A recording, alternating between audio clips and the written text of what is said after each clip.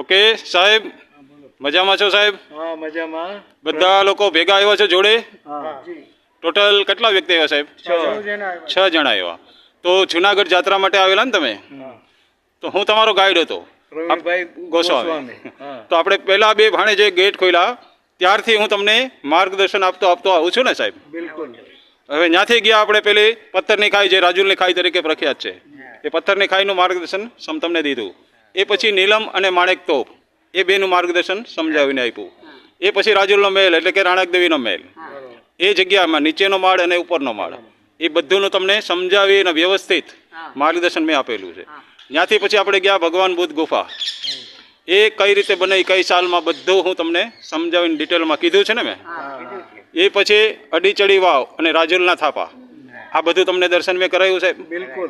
જે આપણી ધરોહર કહેવાય, એ ધરોહર આપણે સાચવવી પડે સાહેબ, તો આગળની પેઢીને ખબર પડશે. બાકી આ રાજુલના થાપા શું છે કોઈને આગળ ખબર નથી સાહેબ. હજી અત્યારે આ જૂના ગાઈડો છે એ બધું દેખાડે છે. અમારા પછી કોણ બતાવશે? કેમ કે ઇતિહાસ વિખાઈ જશે. એટલે અમે આ મહેનત કરીને બધું સાચવીએ છીએ. તો બધા આપણે જતન ભેગા થઈને કરશું ને તો આ થાય, બાકી આ નહીં થાય સાહેબ. અમે ટોટલ 14 ગાઈડ છે અત્યારે સાહેબ, અને વારા ટર્ન બાય ટર્ન એક ગાઈડ વારો આવે. જૂનામાં મારાથી એક પહેલા છે, એ જૂનો છે, એ મારાથી પણ પહેલા જૂનો ગાઈડ છે. મને 40 વર્ષ થઈ ગયા. હા, ટોટલ અહીં 64 ગાઈડ હતા સાહેબ. કોરોનામાં બધા વયા ગયા 64 ગાઈડમાંથી, અત્યારે 14 ખાલી. તો એટલે અમે મહેનત એટલી કરીએ છીએ કે બધા લોકો જોઈ અને જાણે, ખબર ના પડે. તો તમે બધા હંમેશા અહીંથી જોઈને જાશો એટલે તમારા પરિવારમાં જાણ કરશો ને કે આપણો જ મહેલ છે આ. તમારો જાળવણી કોણ કરે સાહેબ? તમે કરશો તો થાય.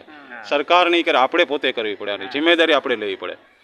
તો આગળ પરિવારને જાણ થાય કે આપણું જ છે આ ધરોહર આખી આપણી છે. તો તમે બધા હવે અહીંથી જાશો તો ખુશ થઈને જાશો કે નહીં સાહેબ? ખુશ થઈને જાશો ને? હા, તો બસ આપણે એક જ વાર ખાલી બોલો ગિરનાર કી જય, જય ગિરનારી. ઓકે, થેન્ક યુ બધાનો ખૂબ ખૂબ આભાર.